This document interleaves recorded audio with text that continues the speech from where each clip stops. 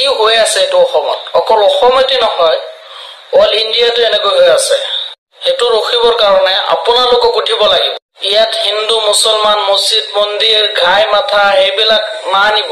এতিয়া আমাৰ মা বন্তিক সুৰক্ষিত ৰাখিবৰ কাৰণে এটা ব্যৱস্থা কৰিব লাগিব এটাৰ পিছত এটা দখলকাৰী ওলাই আছে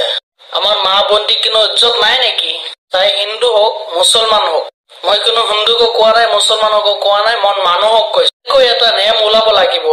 যেনেকৈ দখলকাৰী যোনে হক নাই কেন তাক এনকাউন্টাৰ নহয়তো ফাঁসি দিবই লাগিব এইটো কাম কৰিলে আমাৰ মা বন্তিক সুৰক্ষিত থাকিব সেই নিয়মটো বনালে সকলোৱে ভয় পাব তো হিয়তে কি ভাবি আছে থানাত লৈ যায় আকৌ ওলাই দিয়ে তো এনেকৈ হৈ আছে নহয় এইটো কাৰণে মই কৈছো